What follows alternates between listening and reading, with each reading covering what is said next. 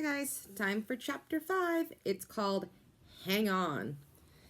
Annie drove the moon buggy over bumps and hollows. It bucked like a bronco. I'm going through there, she pointed to an opening between two mountains. Jack held on to the dashboard. The buggy bumped toward the opening and shot through. On the other side, the ground was even rockier. Look for the fourth M thing, Annie said, bouncing up and down. Jack groaned. Looking for anything on this wild ride was impossible. Slow down, he said. How? Try pressing on the brake pedal on the floor slowly. Annie pressed on the brake. The buggy slowed down. Jack sighed with relief. The ride was still bumpy, but now at least he could take a good look at the moon. He had never been to such a colorless, barren place. There was no green, no blue, no red. No water, no trees, no clouds. Only a giant gray rocks and craters and an American flag.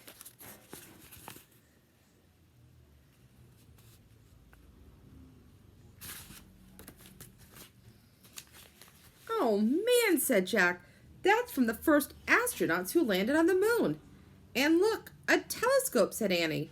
She drove near the flag and telescope. Then she put her foot on the brake until the buggy stopped. She pressed a button that said off. Then she and Jack hopped out. They took slow, giant steps to the site of the first moon landing. Beside the flag was a sign. Annie read it aloud.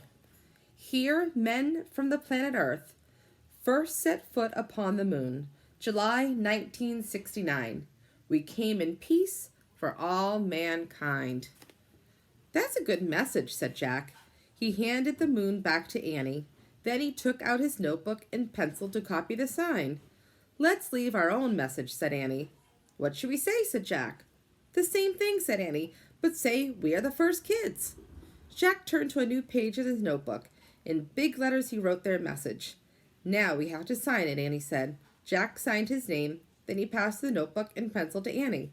She signed her name and passed the notebook back. Jack tore out the piece of paper. He put it by the flag.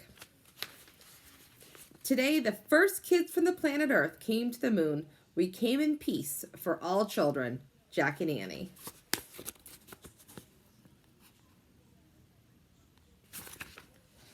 No wind would ever blow the message away. No rain would ever fall on it. It would be there forever unless someone moved it.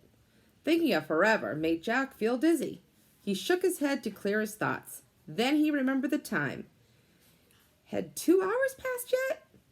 I wish I had a watch, he said, standing up. We might be running out of time. Oh, wow, a moon man, said Annie. What? Jack turned to look at her. She was staring through the telescope. Jack walked over to the telescope. Annie stepped aside so he could look too.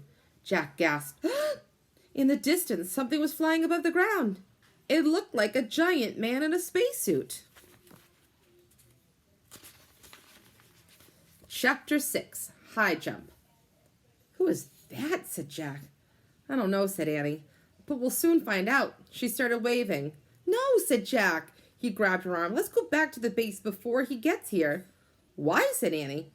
We don't know who he is, said Jack. We don't know if he's friendly or mean or what. But we can't go back, said Annie. We haven't found the fourth M thing yet. We won't be able to go home. It doesn't matter. We can lock the door at the moon base until he goes away, said Jack. Then we can get new air tanks.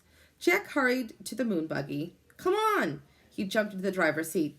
Annie gave a little wave to the dot in the sky. Then she climbed into the moon buggy. The buggy took off.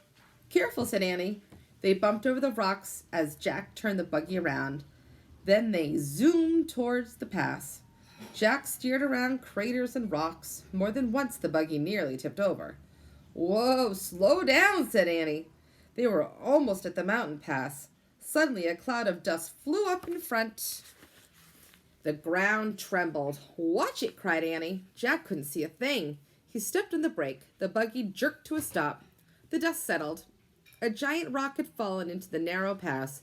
It was stuck between two walls of rock. They were trapped. Jack quickly found a picture of a giant rock in the moon book. He read aloud. Rocks of all sizes crash into the moon from outer space. These rocks are called meteorites. We're lucky that meteorite didn't land on us, said Jack. Yeah, and I guess it's too big to be the M thing, said Annie. She had climbed out of the moon buggy and was standing by the meteorite. It was more than twice as tall as she was. Jack looked at the black sky. The flying thing was nowhere in sight yet. We'll have to jump over it, Annie said. Jump? I don't think so, said Jack. It's too high. I'm going to try anyway, said Annie. Wait, let's think first, said Jack. But Annie was already backing up. 1, 2, 3, go, she shouted, and took a giant leaping steps towards the meteorite. When Annie got close to the rock, she pushed off the ground. Then she flew through space and disappeared behind the meteorite. Annie, Jack called. There was no answer. Oh, brother, said Jack. He backed up and took off towards the rock. He jumped as high as he could. Then he was flying through space. Jack hit the ground and fell face down into the dust. Jack tried to stand, but his suit was too bulky. He tried to roll over, but his suit made that even impossible. Oh no, he groaned. Not again. Are you here? Said Andy. Did you make it? Yes. Jack was relieved to hear her voice, but he couldn't turn his head to see her. He could only hear her over the radio. Can you help me? He asked. Nope, said Annie. Why not? I fell down too, she said.